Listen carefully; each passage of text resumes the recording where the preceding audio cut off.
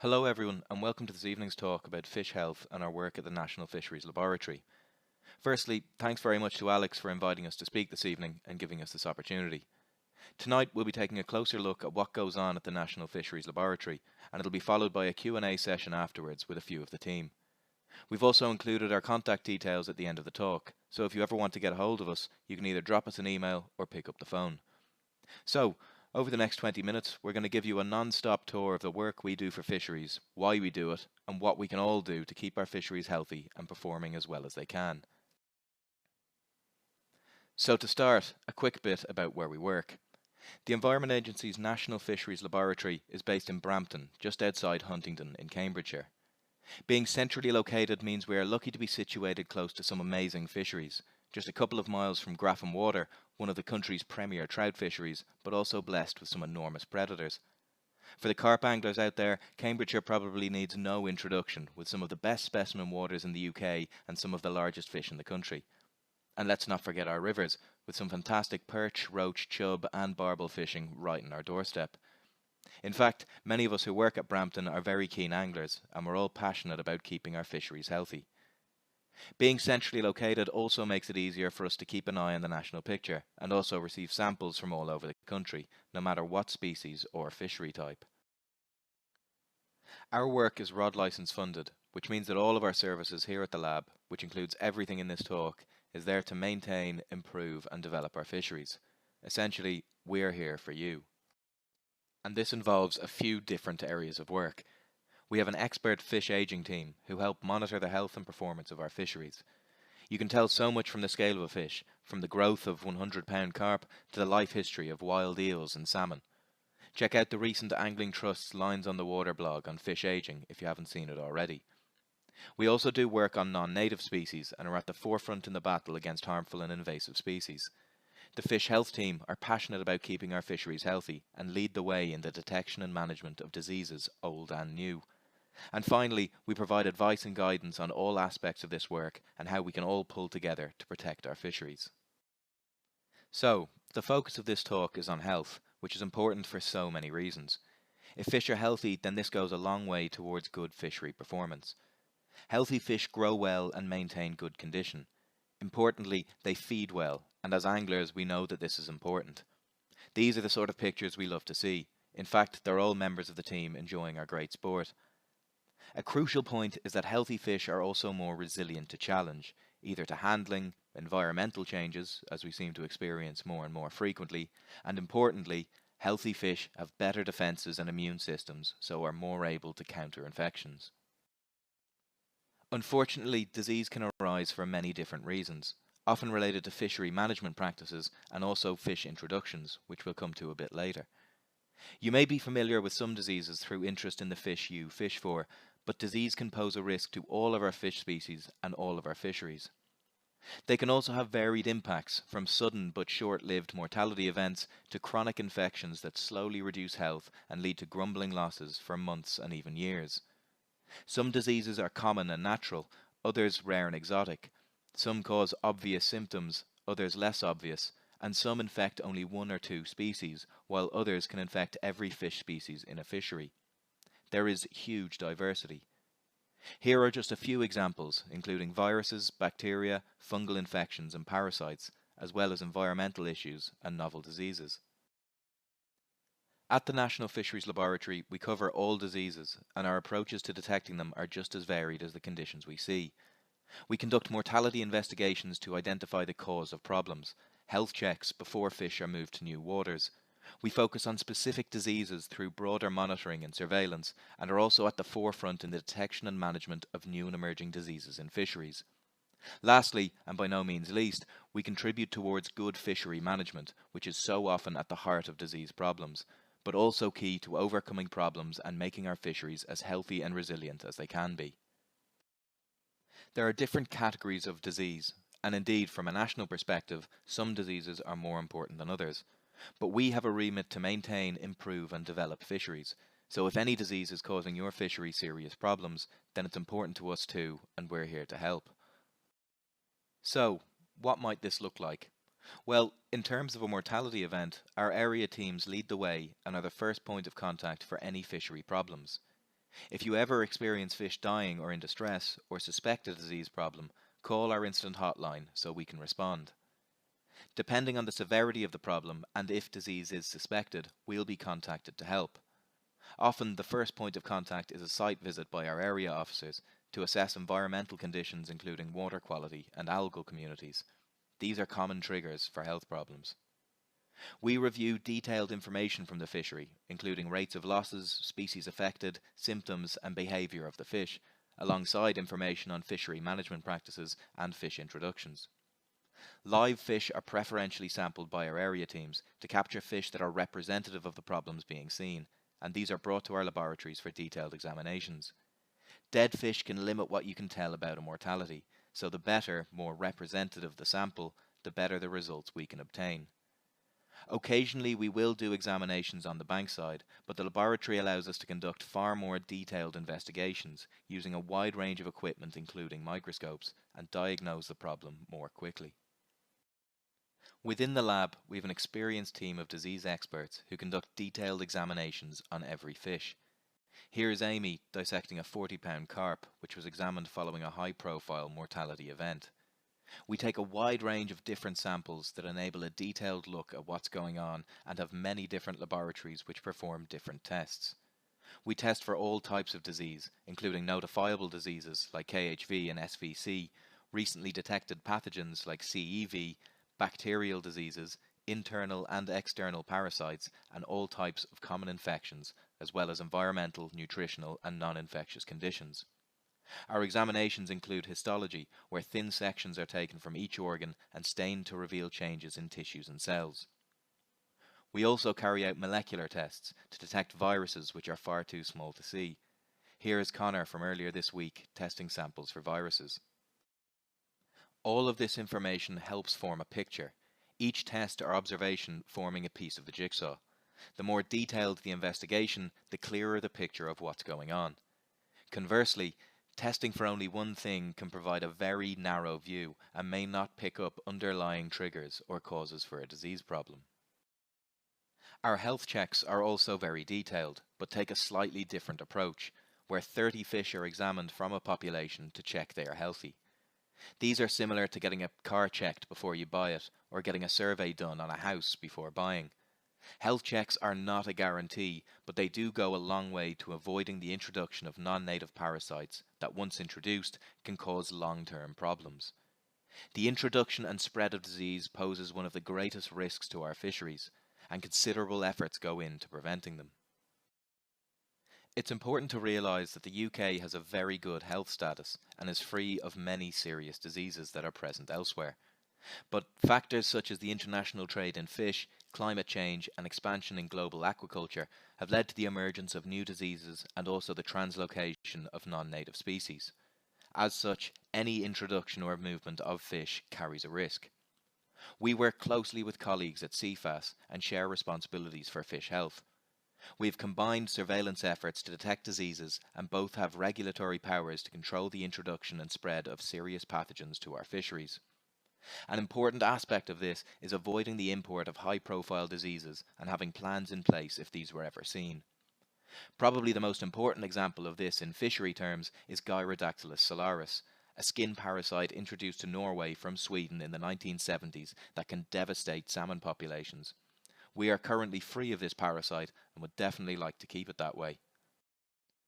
So let's take a look at some specific diseases, with a mix of common risks, infections and new diseases, perhaps some of the most topical, recent and important conditions we see. We've tried to cover something for everyone using a range of fish species and angling interests. We've also used each to demonstrate a key message or lesson that we can all learn to help protect our fisheries.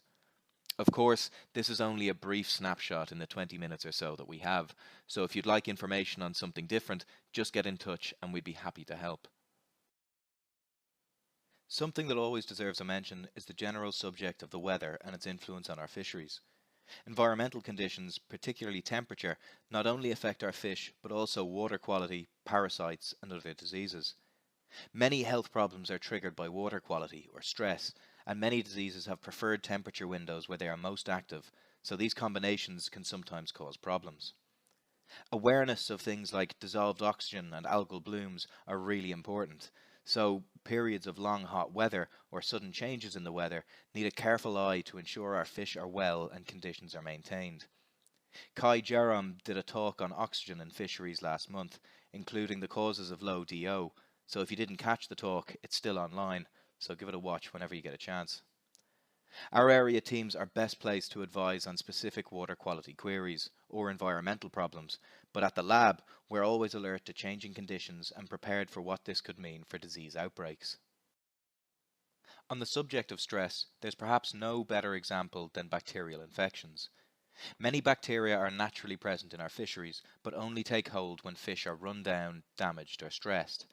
Bacterial infections are often associated with red lesions and open sores on the body.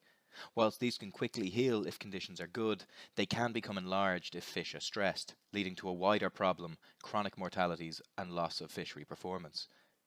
Fishery management is absolutely crucial for fish health, and this disease is an example that arises in response to either environmental problems, poor water quality, or intensive management practices like overstocking, poor nutrition, or excess angling pressure. The key message here is stress. Like so many health problems, bacterial diseases are often stress related. As such, they can usually be prevented by providing good water quality, good habitat, varied nutrition, sensible stock levels, and minimal stress. With these in place, the fish can take care of themselves. This second disease is very different and is thankfully an unusual one. Carp edema virus, or CEV, was first detected following our mortality investigations in the southeast of England in 2010. It has so far been found in 9 fisheries in England, and we've placed immediate fish movement restrictions on these sites to avoid further spread. As the name suggests, CEV is a viral disease that has recently spread across Europe, and it's one of the most important risks to our carp fisheries. CEV typically causes lethargy, with fish appearing sleepy, leading to severe gill damage and significant mortalities. Unlike other viral diseases like KHV, CEV can occur at any time of the year and can affect all types of carp fishery, including specimen waters with low stock levels and minimal stressors. CEV is related to a disease called koi sleepy disease and is thought to have primarily spread across the world with movements of koi carp. However, infection can be carried by any common carp. Ornamental fish should never be released into fisheries, and fish should never be stocked from garden ponds. So, we've covered bacteria and viruses. Let's not forget about parasites. This is a character that may appear familiar, but has an added twist.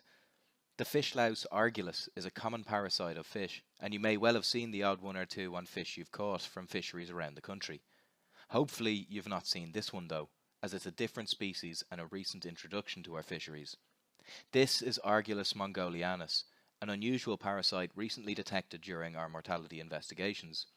We pay very close attention to parasites and identify these lice routinely. We currently have 3 species in the UK, but this one is a new addition and unlike the others appears to favour the gills of fish rather than the body and fins. We're concerned this species could be equally if not more problematic. This year we've confirmed some very heavy infections of this parasite, resulting in some nasty gill damage. So, what can you do? Well, this parasite, like so many others, will be picked up in health checks, so always get fish health checked before stocking. Okay, it costs money, but the cost of disease introduction can be far, far higher, and once introduced, there's no going back. Always get in touch if you want any information about health checks, what to look out for, and what you can do to minimise the risks of stocking. We're here to help. Next up is one for those interested in eels. Not many people fish for eels, and in fact, some anglers dislike them with a passion. Whether you're fond of eels or not, you can't help but respect them. Living for 20 or 30 years in our fisheries before swimming over 5,000 kilometres to the Sargasso Sea to spawn. You may well be aware that eels are now critically endangered, and their ability to successfully migrate and spawn relies on being as healthy as possible. We monitor eel health and also investigate any disease outbreaks so we can understand these pressures. One example is a viral disease known as eel herpes virus, or herpes virus anguillae, not too dissimilar from koi herpes virus in carp. We have only observed disease in a small number of fisheries and closely monitor the health of eels during any stocking event to reduce the risk of transfer to other catchments. Diseases like this can have important influences on the ecology of eels, and this is especially relevant as they are a threatened species.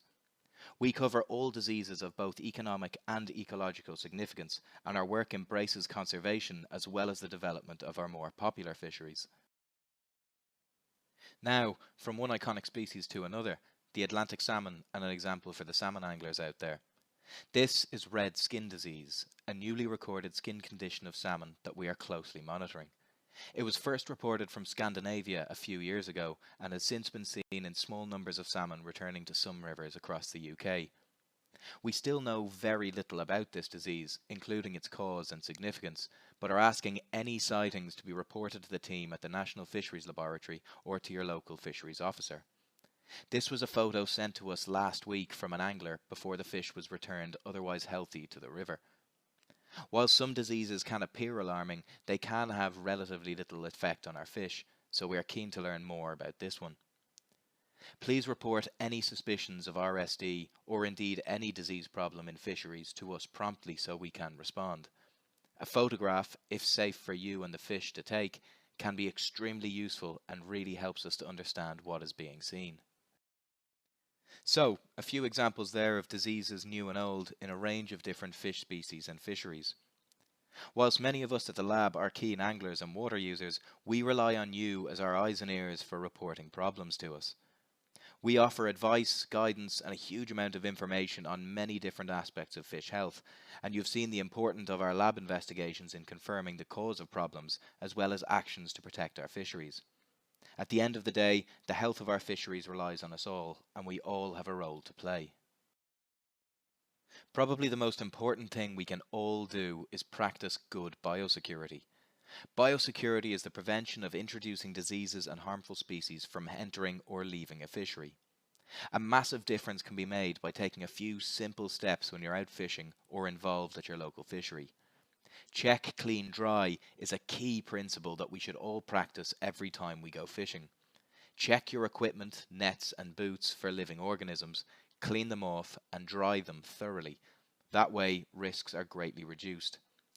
If in doubt or you don't have time, then you can use disinfectants which can help kill off pathogens, but always adhere to the instructions and contact times.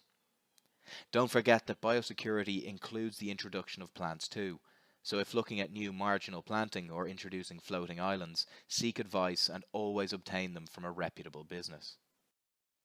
Biosecurity also includes the introduction of fish, and this is one of the greatest risks of all to a fishery. Always get a health check, always be there at the point of stocking, buy from reputable sources, seek independent advice and tread carefully. If ever stocking fish, ask yourself, do you know exactly what you're stocking? And if you're not happy, say so. Another important question to ask before you stock is whether you really need to.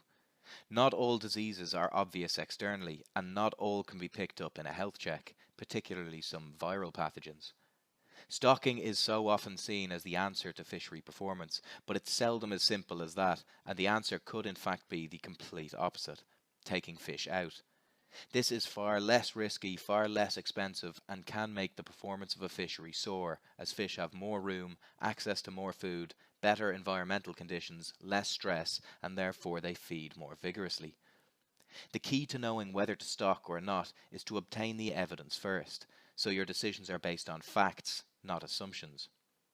At the National Fisheries Laboratory, we offer a free fish aging kit for stillwater fisheries who are looking to improve fishery performance or better understand the health of their fishery. The pack includes everything you need, and even comes with a postage-paid envelope for returning scale samples to us. The information this provides can be key to understanding how well fish are growing and can help inform good fishery management rather than guessing. If interested, then get in touch with us or your local fisheries officer. Finally, with so much emphasis on avoiding disease, we just wanted to touch on managing disease if it does occur. Diseases do arise for many reasons, and the key is knowing what to do to minimize impact and avoid problems reoccurring. We provide advice and guidance for every disease we investigate and offer fishery management advice to help get fisheries back on track. An example here is life after KHV. We've investigated over 180 cases of KHV in fisheries, and in many cases, fishery management is central to the recovery as well as the outbreak. On top of detecting these diseases, we offer guidance on improving biosecurity, how to get the fishery back on track, and what can be done to avoid future problems. And this largely lies with the subject of fishery resilience. Fishery resilience is about the health of fish, the environment and management practices, and is about how resistant a fishery is to all sorts of challenge. Some fisheries are extremely resilient to disease. Others operate on a knife edge with only the smallest disturbance capable of tipping the balance in favour of the pathogen, resulting in a disease outbreak. There is no silver bullet to avoiding disease or any one thing that makes a fishery invincible. But getting the basics right through good fishery management, good nutrition, water quality, biosecurity and health goes a long way to minimising problems. Each factor contributes a few percent that together add up to make a fishery stronger and healthier for years to come. Finally, we have an example of how you can apply targeted management approaches to tackle specific health problems. The common fish louse, Argulus, can cause persistent problems in stillwater fisheries, particularly in trout fisheries. Heavy infections can cause condition loss, lethargy, inappetence, reduce angler catches, and even cause mortality in severe cases. We've been working with fisheries across the country to help reduce the burden of this native parasite by helping to break its life cycle. Female parasites leave the fish to lay their eggs on a hard substrate. After a period of around 2 weeks, these eggs hatch, releasing up to 300 young that go in search of a new host. We've developed an approach using plastic pipes to help harvest and remove the eggs of the parasite before they hatch. We've been working with fisheries affected by Argulus to trial these pipes with very promising results so far. Pipes are placed around the margins of the fishery and raised every 2 weeks to allow the eggs to dry off and die. So far we have harvested over 400,000 eggs per pipe in a 2-week period and removed literally tens of millions of eggs from fisheries. This approach also allows fishery managers to monitor the parasite population through different times of the year, so activities like stocking can be done at a time that avoids risky periods. These pipes, combined with other management practices, have helped to reduce the pressure of parasites on the fish, and we hope that it will provide a cheap, simple approach to help reduce the impact of this damaging parasite across the country. If you know of a water with Argulus problems, a fishery that needs some help, or are just interested in knowing more about this project, then please get in touch. So, that brings us to the end of the talk and a brief roller coaster tour through our work and the subject of fish health. Hopefully there's been something for everyone, and hopefully some take-home messages for us all in our quest for healthy fish and healthy fisheries. If you're interested in learning more, why not take a look at the IFM courses on fish health? We work closely with the IFM and many other partners to share the work that we do, and this includes short training courses in many different aspects of fishery management, including disease. Thank you hugely for listening, and please do get in touch if we can do anything to help. You know where we are. Tight lines.